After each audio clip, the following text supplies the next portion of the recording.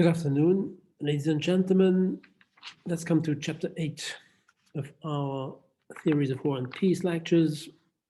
Let's have a look at the second liberal analysis, according to which international institutions, and more specifically collective security regimes, do favor peace.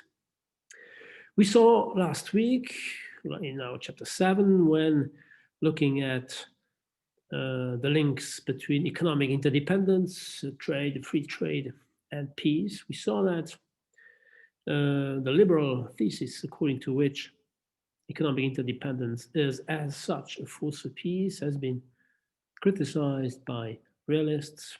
According to realists, interdependence actually is mutual dependence and mutual vulnerability. And to some extent, the way out of this deadlock was proposed by Dale Copeland with his trade expectations theory. According to Copeland, free trade is a force for peace when states do expect in the future that their trade goes on, continues with the partner. And the opposite is true when it expects this trade to decrease, because in this case, war may become rational once again. And we also saw that, to some extent, all else being equal, states can rationally expect that trade to go on when they sign treaties, economic treaties, committing themselves to practicing free trade, promising not to resort to unilateral, mercantilist, protectionist policies. If we go beyond the economic domain, then, and this is what liberals do, then we can come to the conclusion that, or we can posit the assumption, the hypothesis that beyond economic international institutions in general, international institutions in general, sometimes called international regimes or multilateral institutions, are likely to favor peace. So this is the topic of today's chapter. The idea that institutions favor peace goes back to the founding father of international law, of legal theory, Hugo Grotius, the Dutch legal thinker himself, who claimed in 1625, when writing his book on law, his essay on the law of war and peace, when he claimed that there exists a law of nations established by nations themselves in order to regulate their interactions, in order to regulate them peacefully, by legitimating some wars, defensive ones, and by stigmatizing illegitimate wars, notably wars of conquest and wars of conversion. And his analysis was shared 2 generations later by the founding father of liberal political philosophy, that is to say, John Locke, who claimed, I quote, that princes of the world are held by various grants, various promises, and various oaths. They do promise not to go to war, and they then respect these promises, which permits to diminish the risks of war. Within the 20th century discipline of international relations, Grotius and Locke were rediscovered, notably by the English School of International Relations, within its so-called rationalist tradition, sometimes called Grotian or Lockean tradition.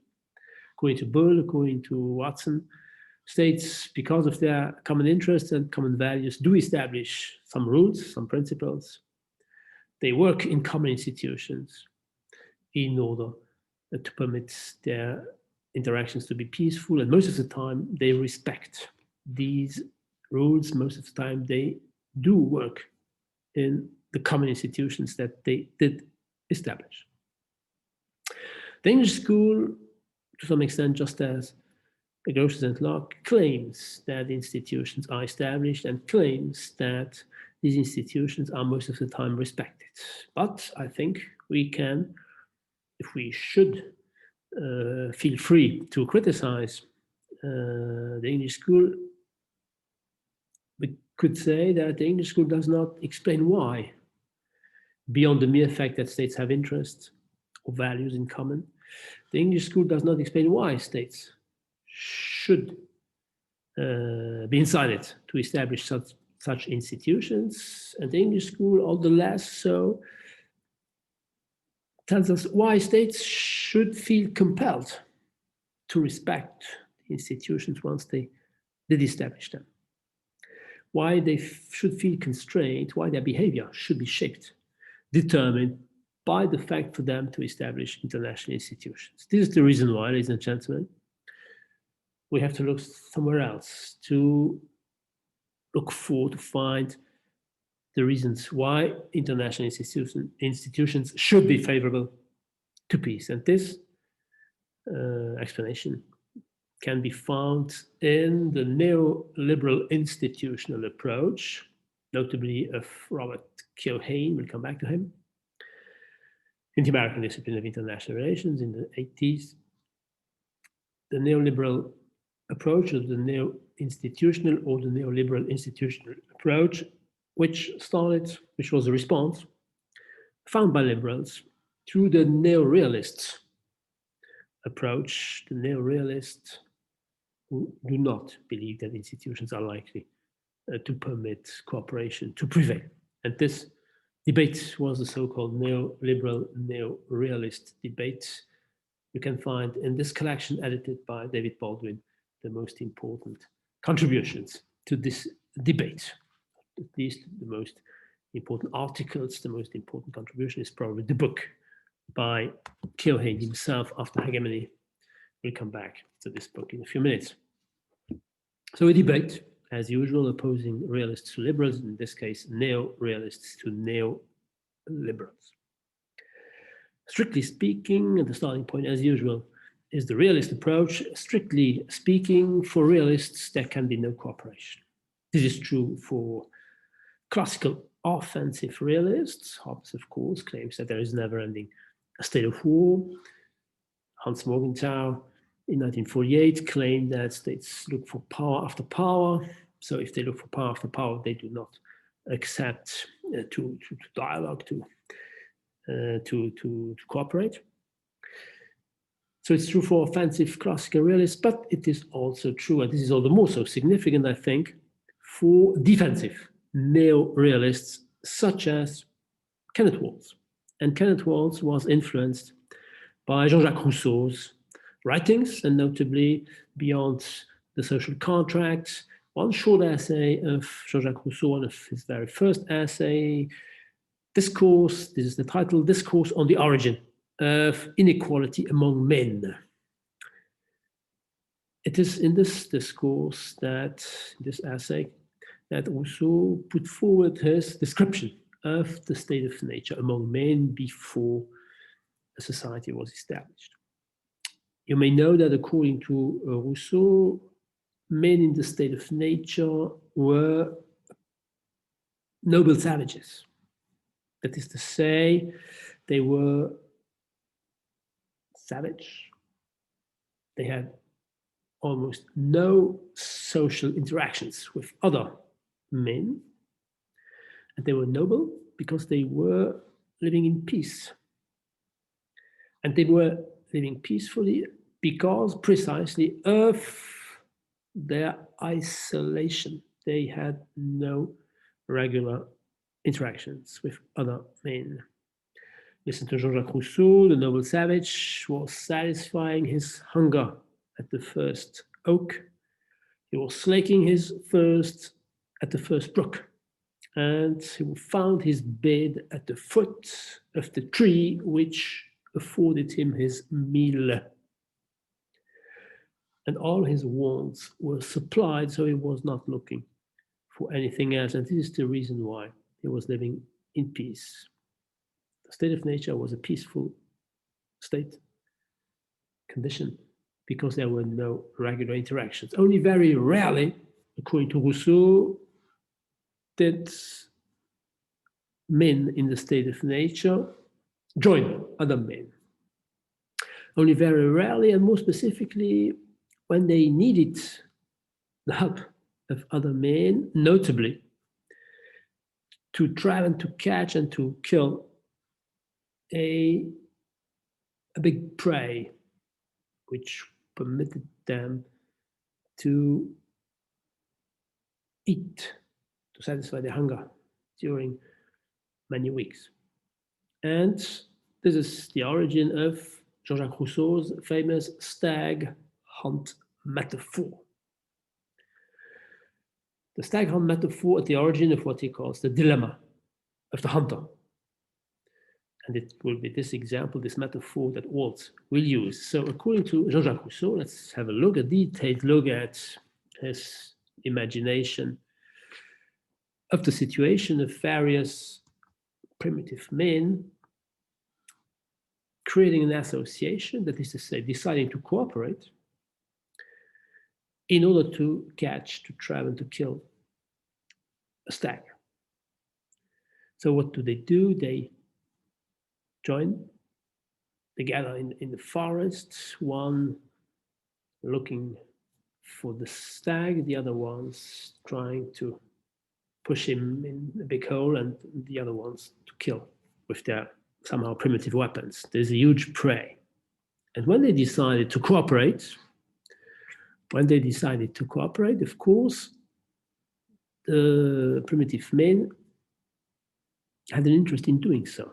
In other words, they needed to cooperate because alone they would be unable to catch such a huge prey. So there was a coincidence between every hunter's particular, private, short-term interest to eat his fill and the common interest of all the hunters. They needed each other because each one alone would be unable to kill such a stag. So there wasn't a coincidence of interests between the private and the common interest in the mind of each hunter. The problem, however, according to Rousseau, was that pretty soon a dilemma emerged. The dilemma emerged when one of the hunters saw close to him a rabbit. When the rabbit came within reach of one of the hunters, this hunter could not but wonder, could not but ask the following question: should I catch the rabbit? But by doing so, the stag will profit and escape, and I will have problems with my friends because I did not keep my promise of cooperating. Or should I forego the hare, the rabbit? Sometimes in the translations you find the hare or the rabbit. Should I forego the rabbit? Because by doing so, I will, and by doing so, I will go on being loyal to my promise to cooperate in order to catch the big prey, that is to say, the stag. There was a dilemma, according to Rousseau, because when the rabbit arrived, there was no more coincidence between the short-term private interest of the hunter and the long-term common interest that he was sharing with all the other hunters. Of course, his private interests told him to catch the rabbit because he could eat his fill at least during 2 or 3 days, while he could not be sure that all the hunters together would manage to successfully catch and kill the huge prey called stag. And the common interest, of course, told him to forego the hare in order to keep his promise that he had made to the other primitive men. According to Rousseau, ladies and gentlemen, and I feel free to ask you, what would you have done? According to Rousseau, the dilemma was resolved in favor of the hunter's private, short short-term interest, at the expense, in other words, of the common long-term interest. Listen to Rousseau. If a stag was to be taken, everyone saw that in order to be successful, everyone must abide faithfully to his post, keep his promise. But if a rabbit happened to come within the reach of one of the hunters, it is not to be doubted. It is not to be doubted that this hunter pursued the rabbit without scruple, and having seized his prey, cared very little if by doing so he caused his companions to miss the stag. So according to Rousseau, the primitive hunter preferred his private short-term interest to the long-term common interest. Why? Why? Not because of the somehow evil nature of the primitive men.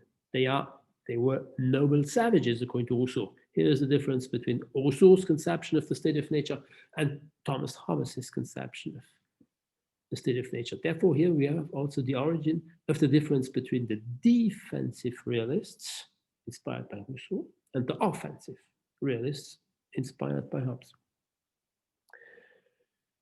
So it's not because of his evil, bad, aggressive nature that the primitive hunter decided to seize the rabbits. It is because of the subjective uncertainty that he felt regarding the behavior of the other hunters. In the case of the rabbits coming within the reach of these other hunters, he could not be sure that these other hunters would not seize the opportunity, grasp the opportunity to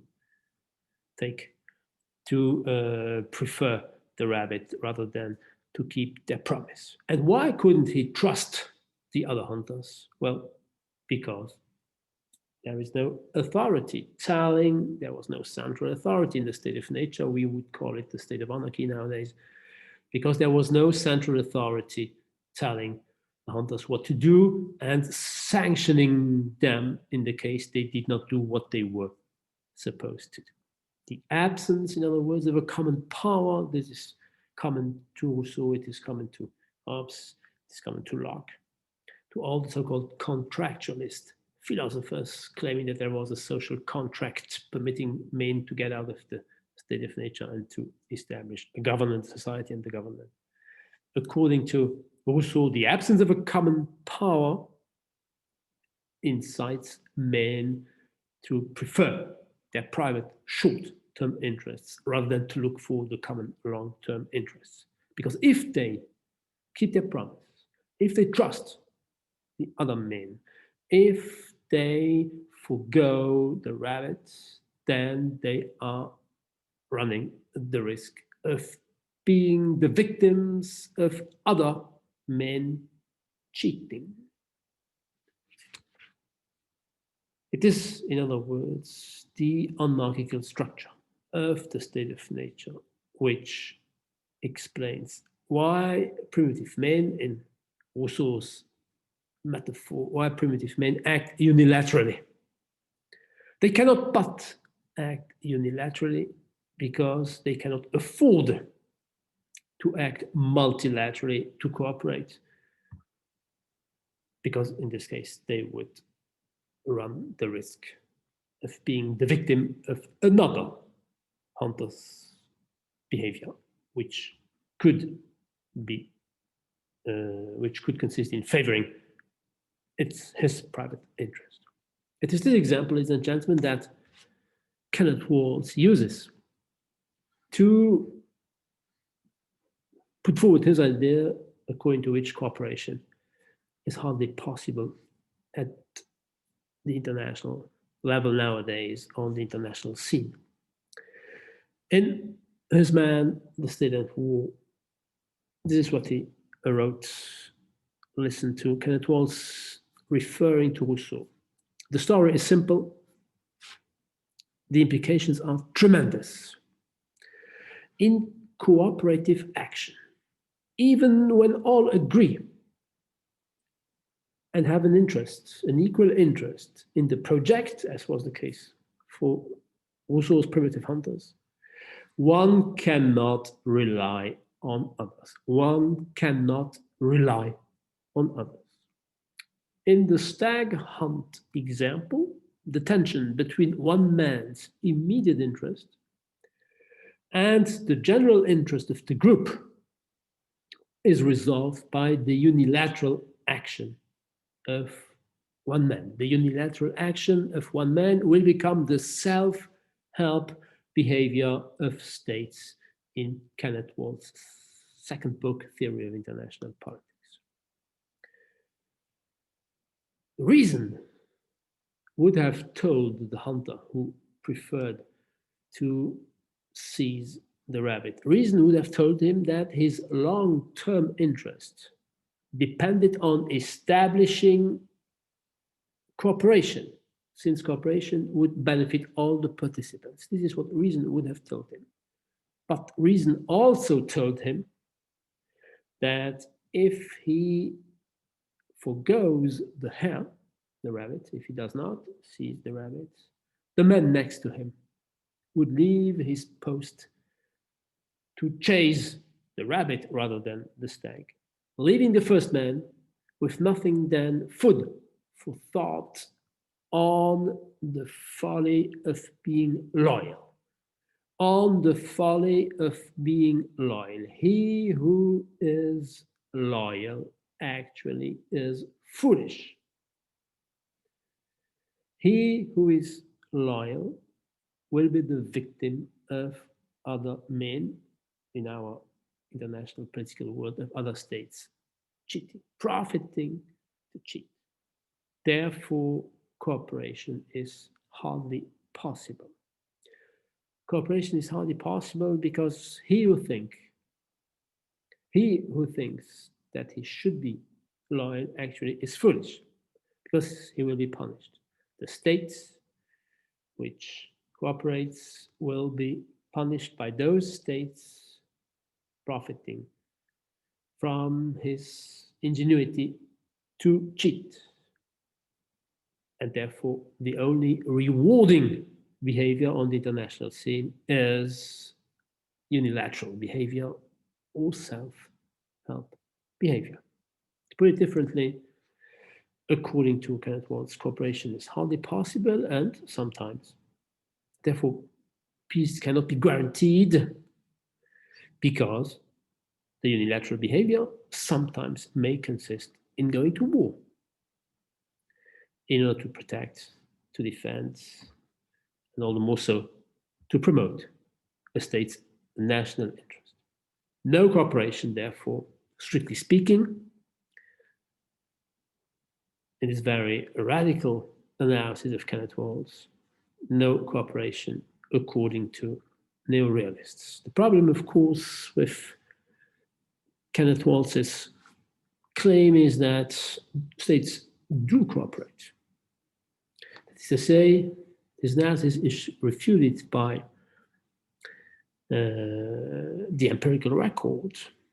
There are bilateral, multilateral, regional, worldwide examples of cooperation. There are international organizations, international institutions in any domain in the world: peace, economic, culture, environment, etc. Waltz cannot explain. He's not even interested in doing so. To some extent, he's not interested in doing so. He's not interested in doing so because he considers international institutions or international organizations, those who embody international institutions, he considers them to be secondary actors. So since he is interested in pure theory, he is not that bothered by the fact that there are international institutions, because they are not actors in the strong meaning of the term. Who then takes international organizations, and more generally international institutions, seriously? If neo-realists such as Waltz do not, then logically neoliberals do. And this is the case, first and foremost, by Robert Keohane with his After Hegemony, published in 1984. And the neoliberals, and therefore Keohane, resorts to another metaphor, to another game theoretical device, in order to prove that neo-realists are wrong and that international institutions are existing, and what's more, they benefit all the states in whatever domain. Their metaphorical game is the so-called prisoner's dilemma. No more the stag hunter's dilemma, but the prisoner's dilemma. In the prisoner's dilemma, ladies and gentlemen, there are two gangsters. There are two gangsters put into jail by the district attorney, put into jail in two different separate cells. This is important because they have committed a crime. And the district attorney, of course, eager to boost his own career, thinks of how he can make sure to sentence at least one of them to death. So what is he doing? He makes the following proposal to prisoner A and to prisoner B separately. This is what his proposal consists in. He says to the first prisoner, tomorrow I will call you into my office, and if you confess your crime, if you admit having committed the crime,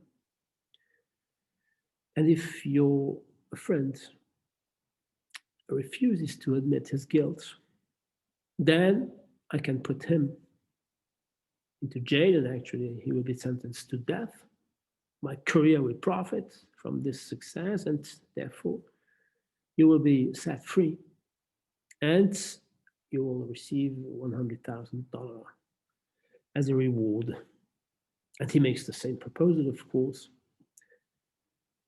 to prisoner B. Prisoner A and prisoner B are somehow smart, and after listening to the proposal made by the district attorney, they each one separately ask two questions.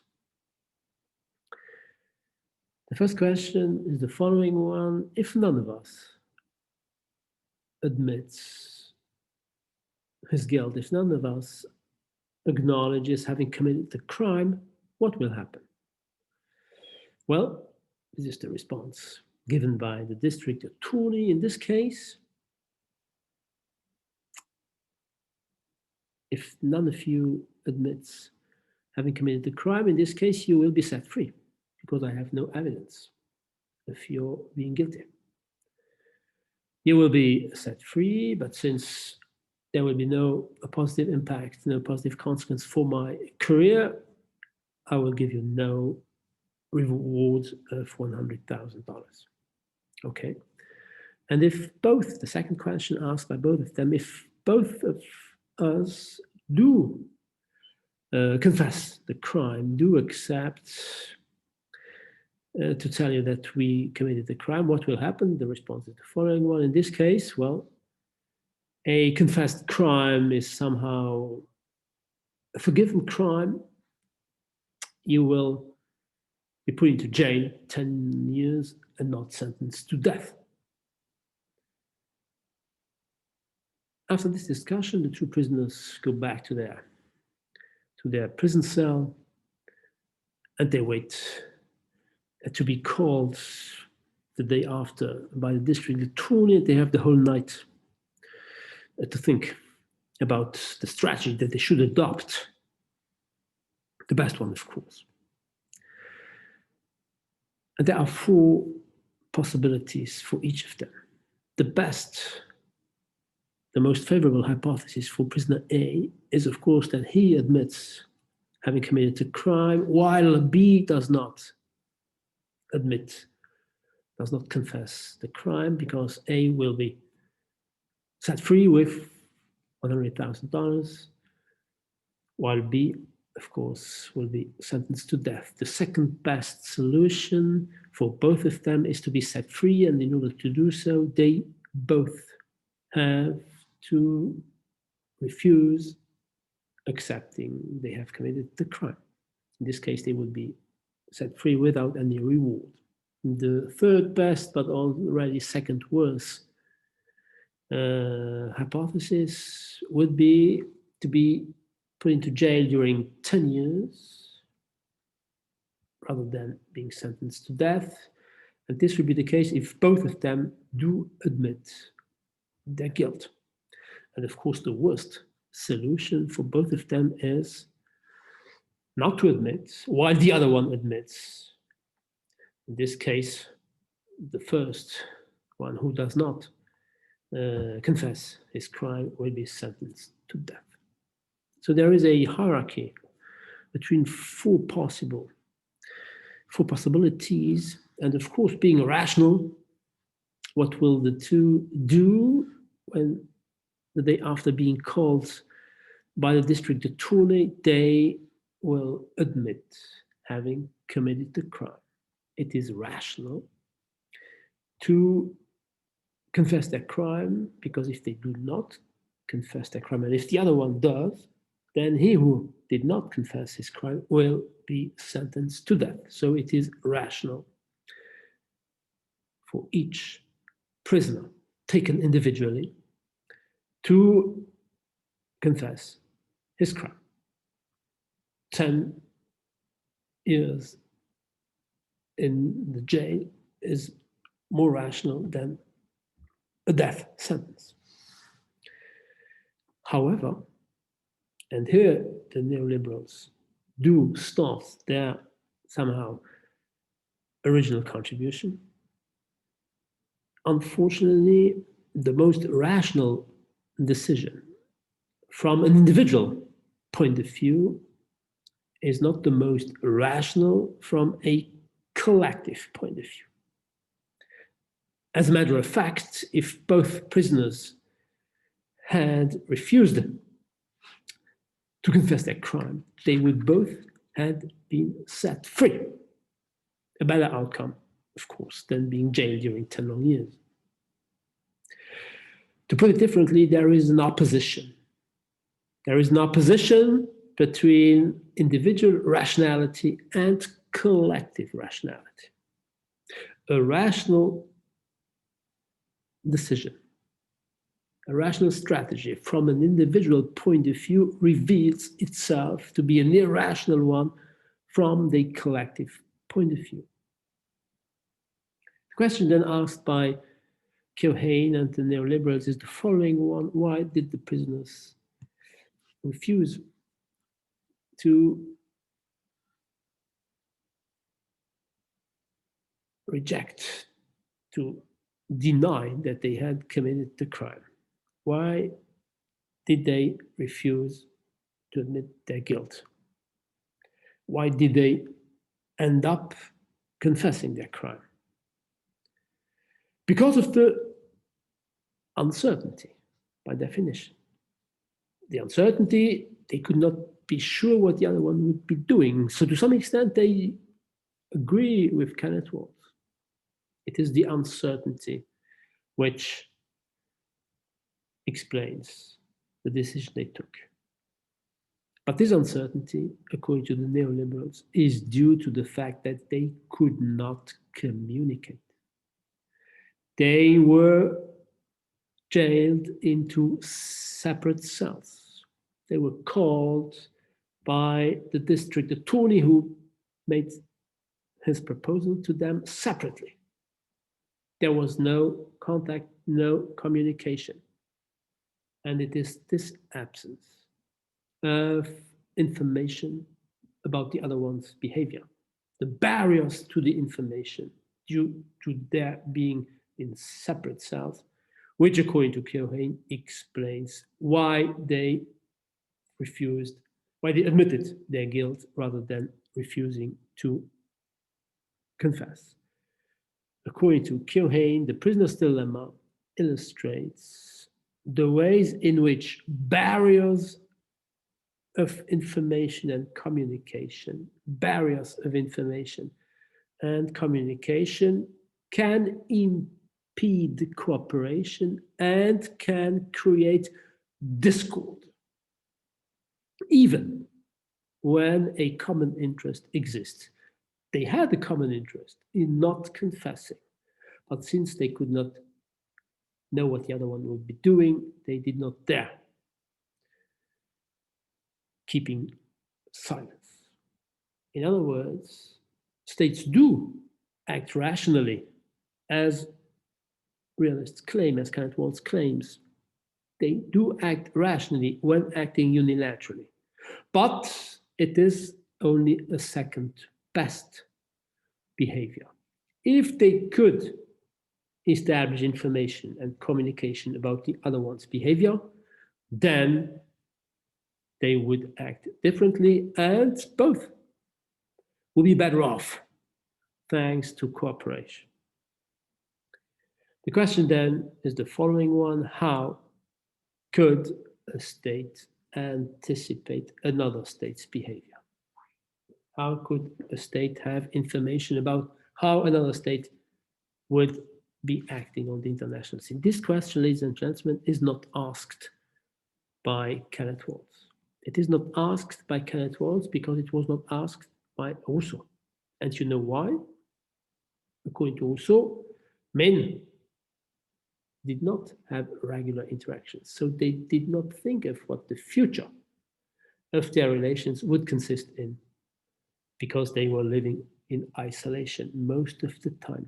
And Kenneth Waltz, we saw this last chapter 7 in looking at economy and peace and war. States, according to Kenneth Waltz and neo-realists in general, are first and foremost independent. The opposite is true for liberals such as Keohane. States, first and foremost, are interdependent. Interdependent, not independent. Remember, maybe you know that Keohane, before becoming a neoliberal institutionalist, debating with Kenneth Waltz in the neoliberal, neo-realist debates with Kenneth Waltz and other neo-realists. We'll come back to the other one in a few minutes. Before being a neoliberal institutionalist, Keohane was a transnationalist. He had put forward a transnationalist approach together with Keohane, focusing on emphasizing world politics rather than international politics, transnational relations rather than interstate relations. And in the world of interdependence, states, according to Keohane, must think of the shadow of future. They know that they will have other relations in the future, and therefore they will be eager to anticipate what the other state's behavior will be in the future. In other words, they are interested in having information, in obtaining information about the other state's behavior, given this interdependence, which is not important, according to neo-realists. So states are interested in knowing what other states will be doing, and therefore they look for information regarding the other state's behavior in the future. How can then a state obtain such an information? Well, precisely thanks to international institutions, thanks to multilateralism, thanks to international regimes. What is an international regime? It is a set, or international institution, it is a set of implicit or explicit rules, norms, and principles around which the actors' expectations converge in a given area. States do expect another state behaving in this or that way according to the rules, the norms, the principles constituting an international regime or an international institution. International institutions, ladies and gentlemen, in other words, do reduce uncertainty. International institutions reduce uncertainty, and in doing so, they facilitate cooperation. Why? Because the state committing itself in a regime, signing an international treaty, becoming a member of an international organization, of course, accepts the rules of a treaty, promises to be loyal to the charter of the international organization, agrees with the principles put forward by an international regime. And in doing so, to put it differently, in doing so, a state permits other states to know how it will behave in the future. Cooperation, therefore, is possible in general and also in the domain of international institutions concerning war and peace. International institutions in the domain of war and peace, the most important one, it is an international organization, is of course the United Nations. What do states do when they commit themselves in the United Nations, when they become members of the United Nations? They commit themselves to respect the UN Charter in general and Chapter 7, the collective security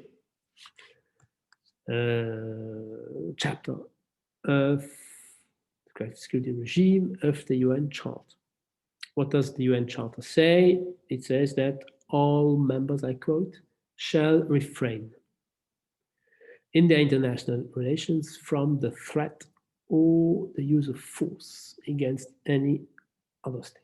Every state becoming member of the UN commits itself not to behave aggressively on the international scene. What's more, the UN Charter, Chapter 7, establishes sanctions or establishes the principle of sanctions against those states that nevertheless would be tempted to go to war against another state. That is to say, all the member states of the UN do commit themselves when signing the treaty which permits them to become member of the UN organization, the United Nations organization. All the states promise to punish together that state that would dare to aggress another state. Listen to the UN Charter.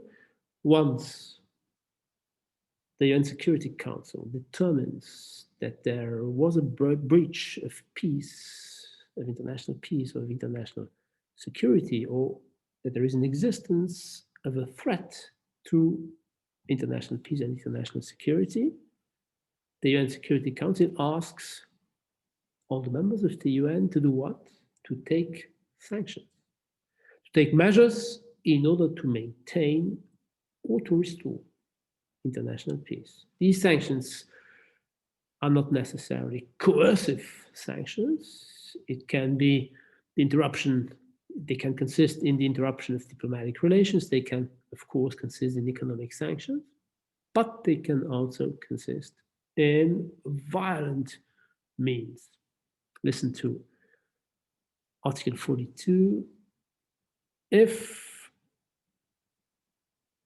measures not involving the use of force are inadequate, do not convince an aggressor to stop its aggression. In this case, the UN Security Council may permit all the states to undertake such action by air, by sea, or land forces, armies, as may be necessary to maintain or restore international peace and security.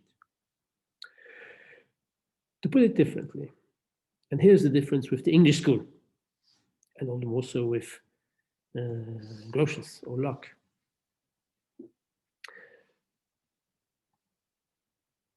States are supposed to behave peacefully, and therefore peace should be favored, thanks to UN Charter, not because of wars are considered to be illegal or illegitimate or inadequate or inappropriate behavior.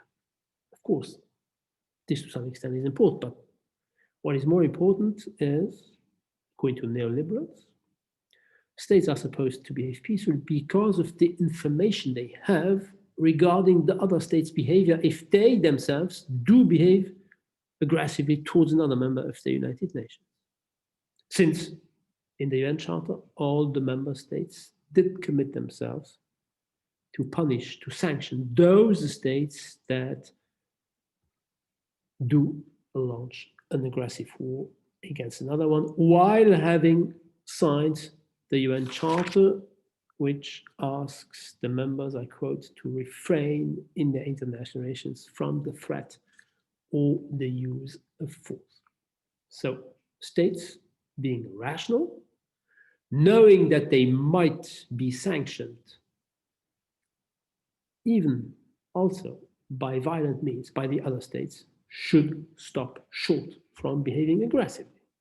And logically then, international institutions, and in this case, very specifically, the United Nations Organization, should be a peace-prone factor, obviously. Did the UN promote peace, ladies and gentlemen? Did this collective security regime promote peace? It is to this question that one scholar tried to provide an answer. Probably more than one scholar, but the one I know is the Swedish scholar Wallenstein. Have a look at the bibliography, who published his article in this collection of Vasquez and Henean, the scientific study of peace and war. Wallenstein, a Swedish scholar, regular contributor to the Stockholm International Peace Research Institute yearbook.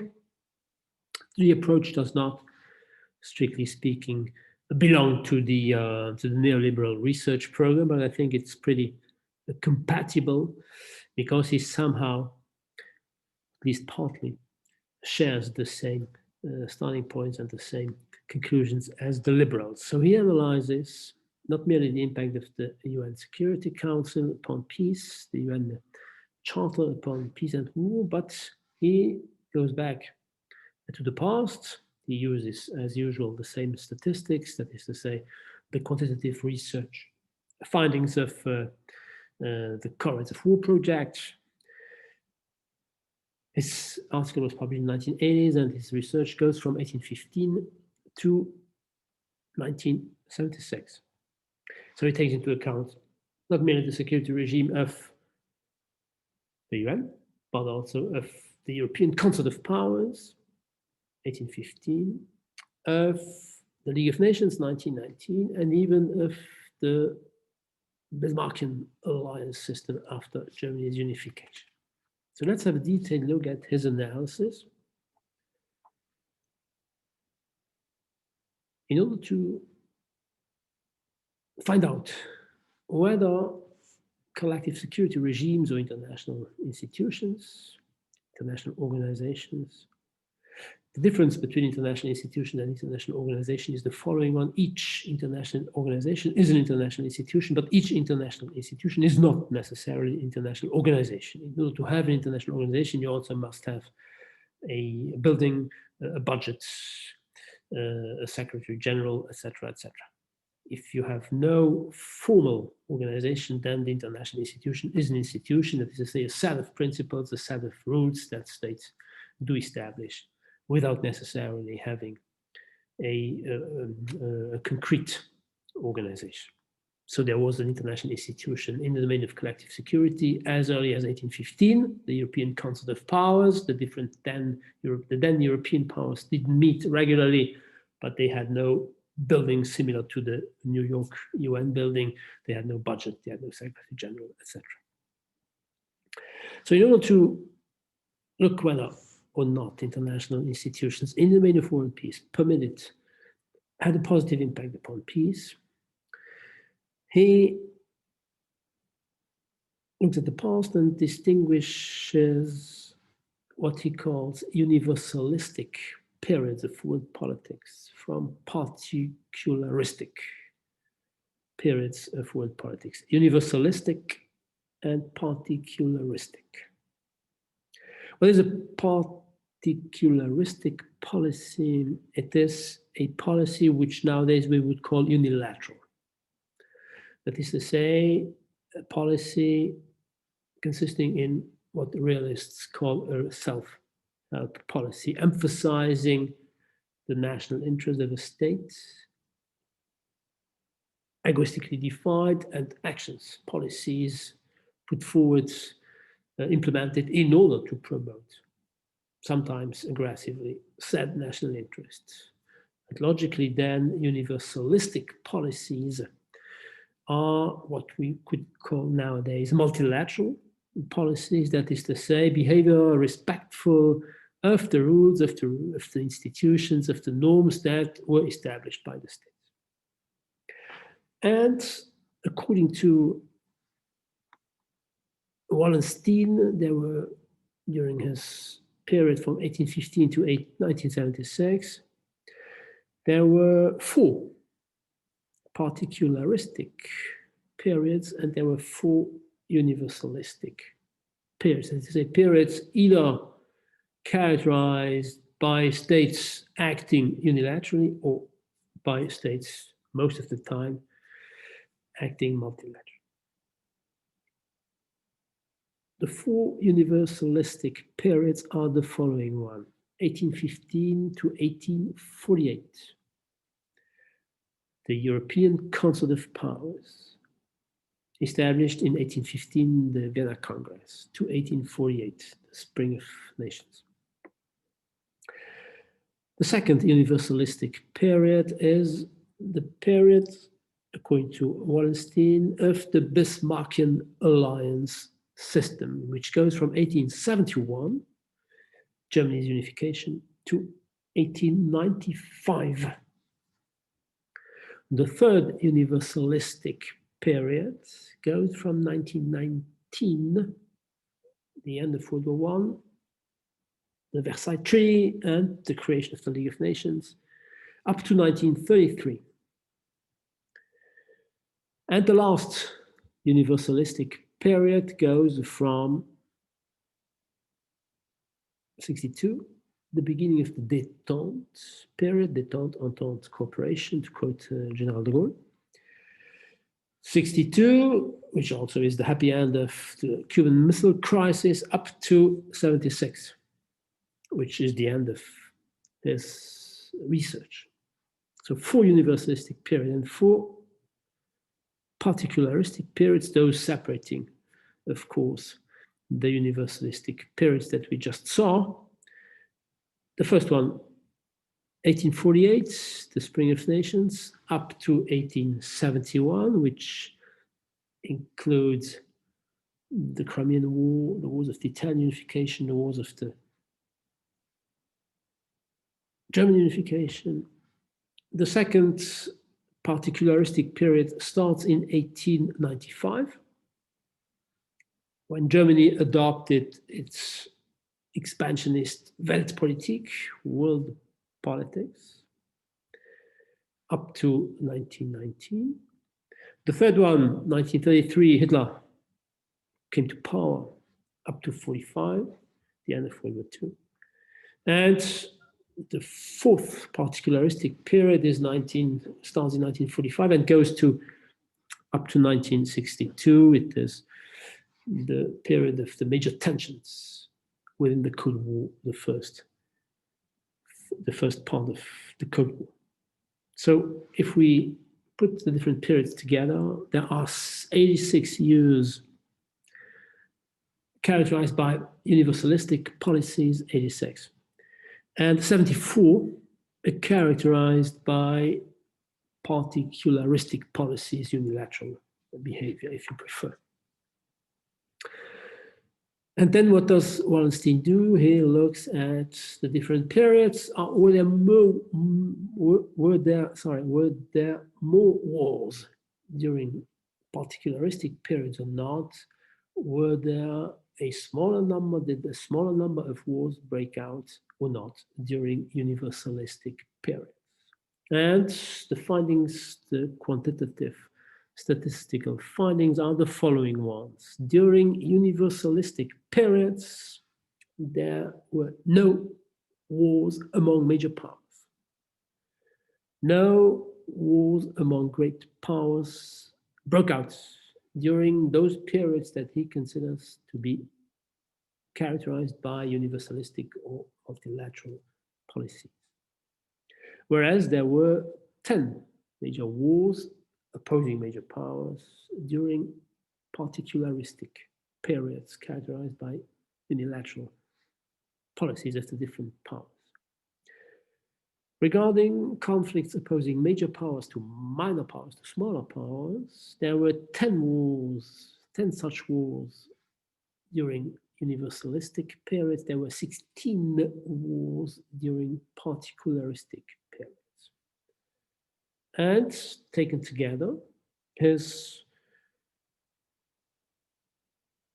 finding is the following one. According to Wallenstein, during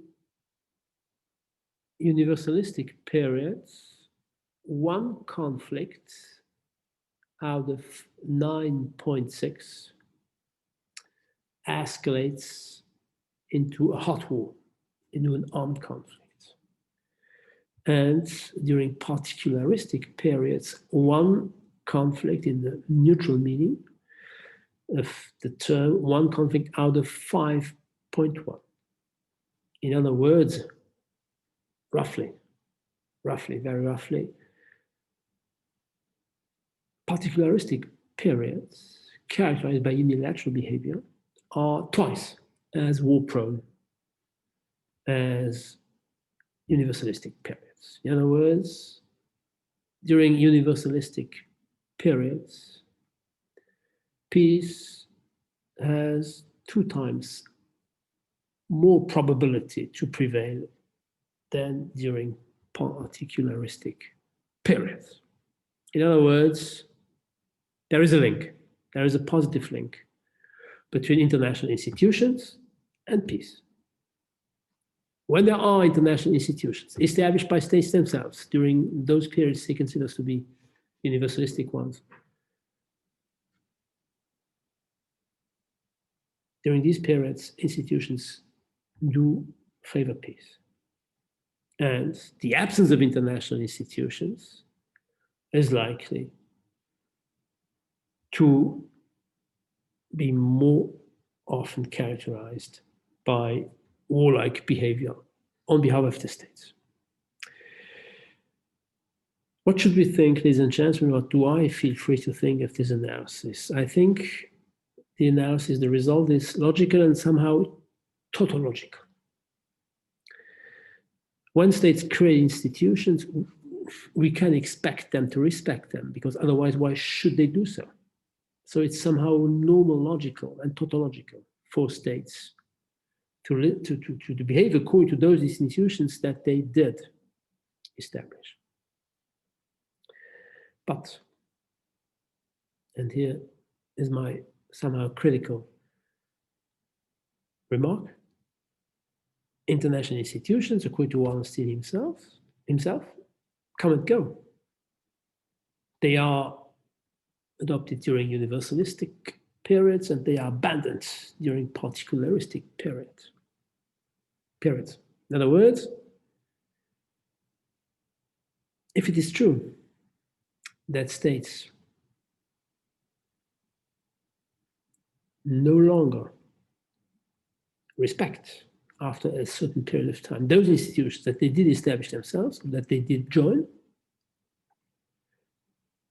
if this is true, then they are not, their behavior is not necessarily constrained by the international institutions. Why should they then listen to international institutions when it comes to war and peace, if they feel free to leave, to abandon, to no longer respect the international institutions from time to time? In other words, is there an autonomous impact or not of international institutions upon the chances of peace and the risks of war? I do think that, as a matter of fact, international institutions do not have a causal positive impact on peace.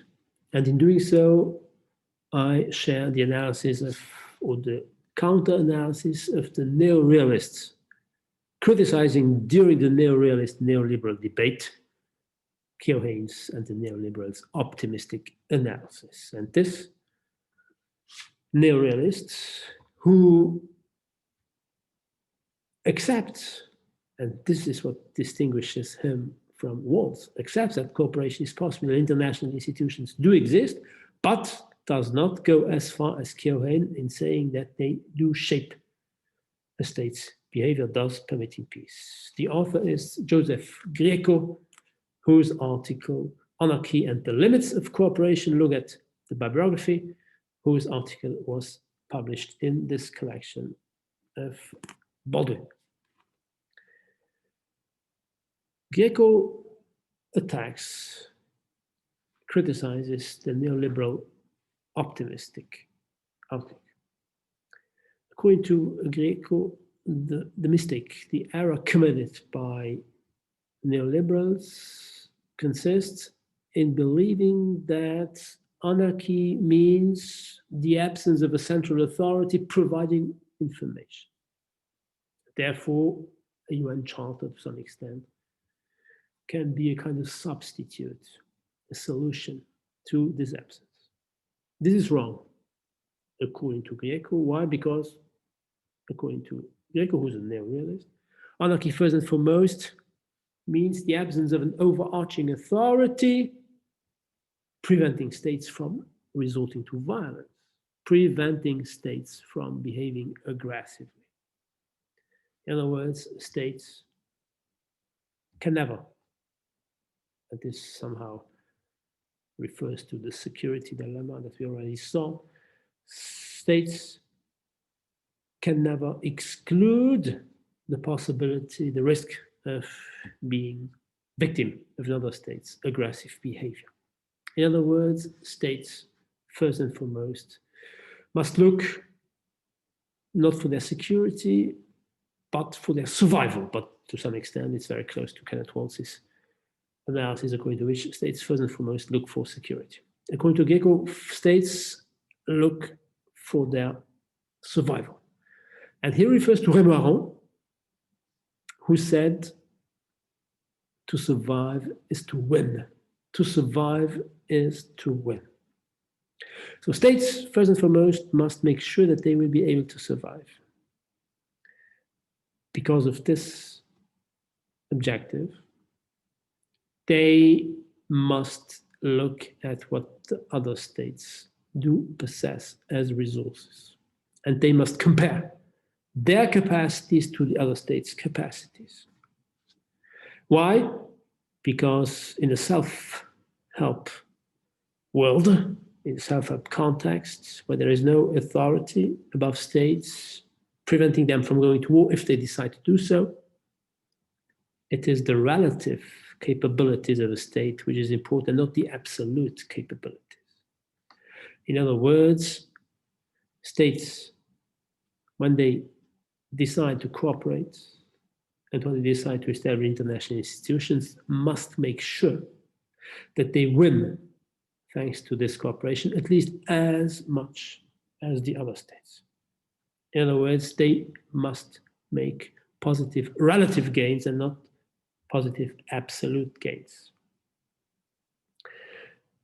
States, therefore, are more afraid of the other states' gains than of the other states cheating. Or to some extent, they are afraid of the other states cheating, thus ending up having more positive gains. And if the other states have more positive gains, then the first state has relative losses, of course. Listen to Grieco. States worry that today's friend may be tomorrow's enemy. And therefore, even economic cooperation is not rational if the partner wins more than the first state, because this economic basis may prospectively, potentially be used by the second state to increase its military resources. States worry that today's friend may be tomorrow's enemy in the case of a war, and fear that achievements in joint gains that advantage a friend in the present might produce a more powerful enemy in the future. As a result, states give serious attention to the gains of partners. States look at their relative capabilities, and therefore they must make sure their relative gains are positive. They must at least draw. That is to say, they cannot afford to win less, because if they win less in absolute terms, they lose in relative terms. And Grieco, of course, refers to Kenneth Waltz, to his theory of international politics, and no more to man the state at war. Listen to Kenneth Waltz: when faced with the possibility of cooperating for mutual gains, states must ask how the gain will be divided. They are compelled to ask not, will both of us gain, but they are compelled to ask, who gains more? Who will gain more? Even the prospect of large absolute gains does not promote cooperation if each of the two states fears how the other one will use its increased capabilities thanks to these gains. The condition of insecurity, the uncertainty of each other's future intentions and actions works against cooperation. The insecurity works against cooperation. And this is all the more so true in an interdependent world. We saw this in our chapter 7, relative to economic interdependence. Cooperation is a zero-sum game. If you gain less in absolute terms than the partner at the cooperation, then you lose in relative gains. Cooperation, therefore, is only possible when a state at least draws, if possible wins, but not if it loses. If then this argumentation is valid, ladies and gentlemen, then states cooperate and respect institutions only as long as these institutions permit the status quo to be reproduced, because in this case, the relative gains are not impacted. If cooperation is possible only when states are sure that the status quo will be reproduced, this means that cooperation is possible only if and as long as states are satisfied with the status quo. Otherwise, they want to change it. Cooperation, therefore, is only possible as long as the states accept the status quo. And when we look at Wallenstein's periods, be they universalistic and be they particularistic, what do we see? We see that pretty perfectly.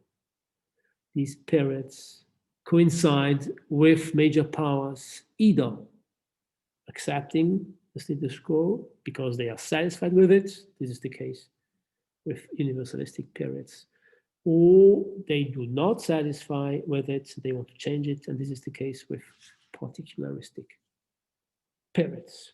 In 1815, the European Council is established by Great Britain. By definition, the winner of the Napoleonic Wars, satisfied with the order about to predominate, or the more so it is the British order, and Russia, the second major winner, accepts this new order. France is too weak to challenge it. So the universalistic period works, is efficient, and somehow peace-prone from 1815 to 1848, thanks to the different states, the major states, either accepting the status quo or unable to challenge it. The case of France. In 1871, the Bismarckian alliance is established by Bismarck, eager to do what? To consolidate Germany's unification on the long run. Great Britain does not feel concerned by what happened on the continent. Russia is not necessarily dissatisfied with the new status quo. The only one that is dissatisfied is France, because it lost the Prussian War of Unification. But France is too weak to change, and therefore the system works. 1919, the League of Nations is established by the Americans. They do not, however, become member of the League of Nations. The British and the French are favorable to it. The Germans in 1919 are too weak to challenge it, and to some extent during the Weimar Republic do accept it. The Soviet Union, being different, is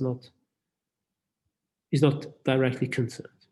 And in 1962, the fourth universalistic period starts after the peaceful end of the Cuban Missile Crisis. It starts because, of course, the end of this crisis means that America still goes on prevailing. By definition, the Soviet challenge was unable to change this, and the USSR lost this crisis and cannot but recognize that it is weaker than the US, and therefore that it cannot but accept the status quo. So the status quo is prevailing in the mind of the major powers during at the beginning of the four universalistic periods. And the opposite, logically, ladies and gentlemen, is true regarding the particularistic periods. In 1945, the USSR refuses the American order established, put forward by Roosevelt and Truman, and therefore the Cold War breaks out. In 1933, Hitler comes to power. By definition, he refuses the status quo, and therefore the period is particularistic. It includes World War II. In 1895, Wilhelm II, William II, gets rid of Bismarck. He no longer satisfied with the existing status quo, with the existing moderate behavior of Bismarck within the Bismarckian alliance system. He launches his ambitious expansionist world politics to obtain colonies for Germany, and this period ends up, due to this dissatisfied revisionist Germany, it ends up in provoking World War I. And in 1848, it is Great Britain itself which no longer respects the European Council of Powers that it had established in 1815, and the period therefore becomes war-prone because there is no more major power permitting the European Council of Powers to work efficiently.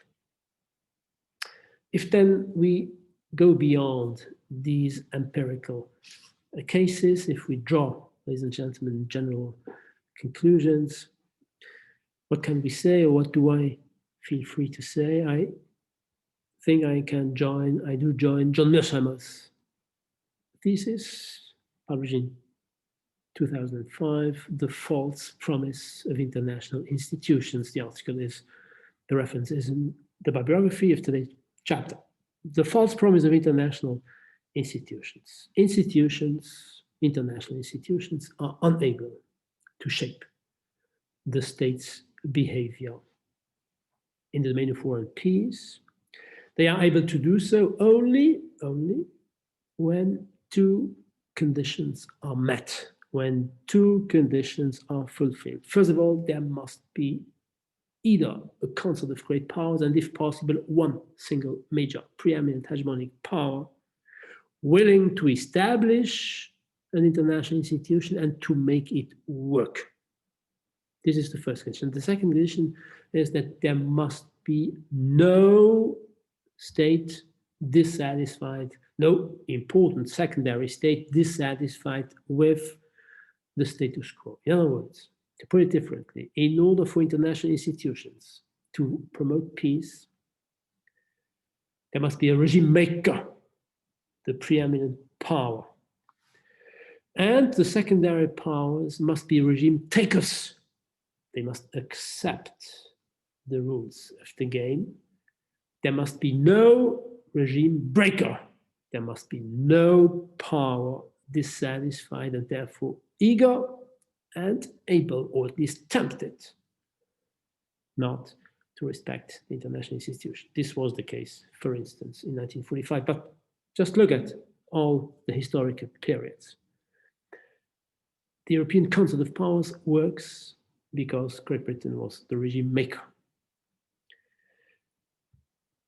The Order of Versailles does not work because it does not prevent Hitler from invading Austria, Czechoslovakia, Poland. It does not prevent Japan from invading China. It does not prevent Italy from invading various African territories.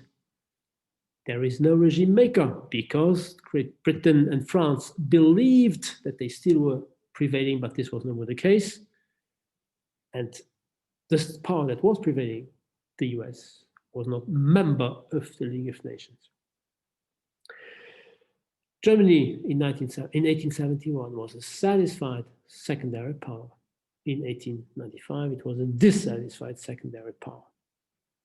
And depending on its behaving as a regime taker, 1871, or as a regime breaker, 1895, and all the more so in 1933, of course, the impact of international institutions was completely different. And probably the best example, and somehow the one that refutes Wallenstein's analysis, and therefore also the neoliberal belief or claim in the capacity of international institutions to promote peace. The best example is 1945. 1945, ladies and gentlemen, is the origin of the UN. The UN is the ultimate universalistic, multilateral institution in the domain of war and peace. And yet Wallenstein himself considers that the period 45 to 62 is a particularistic one.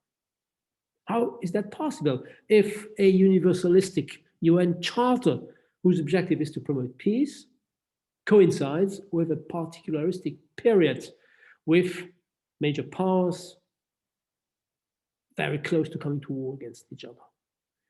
This proves, ladies and gentlemen, that international institutions work as long as the most important powers accept to make them work.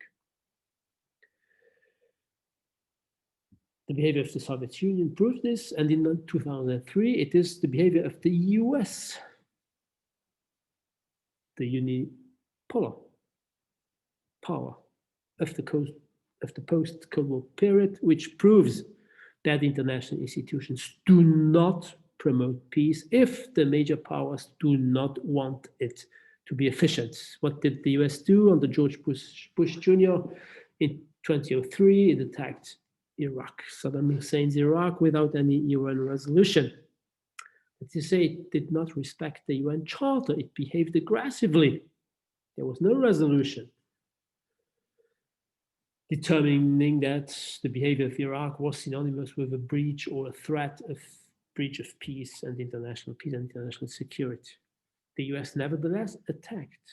Why did the US refuse to give Saddam Hussein another chance to prove that he had no weapons of mass destruction? If we apply the neoliberal, neo-realist debate, we can say that Bush was afraid of Saddam Hussein cheating, profiting from the new chance given to him by the UN, by a UN resolution, profit to hide the weapon or to acquire new ones. So the problem of cheating exists. And what's more, Bush could believe that thanks to the period of time won by Saddam Hussein due to a resolution, in the future he would be all the more so powerful and dangerous for American interests. In other words, the US, by respecting the UN Charter, the collective security, Chapter 7 of the UN Charter, would be victim of Saddam Hussein's cheating and would be a victim of Saddam Hussein becoming more dangerous for American national interest in the future. In other words, George Bush was afraid of Saddam Hussein earning relative gains from the US respecting the multilateral regime. We come back to this example in our Democracies at War course during the second semester and to all the other wars fought by democracies with or without UN resolutions, which to some extent do refute the optimism of neoliberal and of Wallenstein believing that international institutions do favor international peace. All in all then, to conclude, ladies and gentlemen, all in all, the peace through institutions thesis is at best a particular version of the hegemonic stability theory, according to which hegemony makes peace or international stability possible. Keohane wrote his book at the beginning of the 80s, and he called it After Hegemony, because at that time, in the domain of economy, well, the political economy, the Bretton Woods system had come to an end after 1971, and the oil crisis also had contributed to the end of America's economic preeminence that had lasted roughly 30 years after 1945. And America's economic decline, relative decline, due to the rise of Europe and Japan at that time, had been at the origin of an analysis by an economist, an economic historian, Charles Kindberger, who had analyzed the Great Depression of 1929, and who had put forward the idea that stability presupposes the presence of a hegemonic leadership. The world economy had been stable during the 19th century thanks to the British hegemony. The post-World War II international economy had been stable and prospering thanks to America's hegemony. 1929, the Great Depression had broken out because of the absence of any economic hegemonic power. The British were no more hegemonic power. The Americans were not yet hegemonic power. And Kindberger came to the conclusion that there was a risk after 1973, after the oil crisis and the Bretton Woods crisis, the monetary crisis. He thought that because of the end of America's hegemony, there would be no more cooperation in the world political economy. And it is to this book that Keohane responded. He claimed that even after America's hegemony, there would be cooperation and not discord in the world political economy. But being a general theorist of international relations, Keohane went as far as saying what is true in the international economic domain will also be true in the domain of international security, war and peace. I think that Keohane was right, at least up to Trump, was right regarding the possibility, the prevalence of cooperation even after the end of the Bretton Woods regime. Indeed, the globalization of world economy was channeled, embedded in new international economic institutions. No more the Bretton Woods institutions, but the G7, the G20, maybe even the 2 summits, and the World Trade Organization, which was a successor organization of the General Agreements on Tariffs and Trade. But in the domain of war and peace, I would not be that optimistic. In the domain of war and peace, the absence of hegemonic power ends up making international institutions inefficient. If international institutions are established by hegemonic powers, the decline of hegemonic power will mean a higher risk of war and no more a guarantee for peace. Peace and international institutions peace is possible thanks to international institutions only if there is a major power eager to maintain the status quo, and as long as there are no dissatisfied rising regime breakers. International institutions do not have an autonomous positive impact upon peace. And this is the reason why we will look next week at the third and the last major liberal analysis of why peace is possible, peace through democratic regimes. Thank you very much, ladies and gentlemen, for listening to today's class. I wish you a great day, and I hope you will be back next week. Goodbye.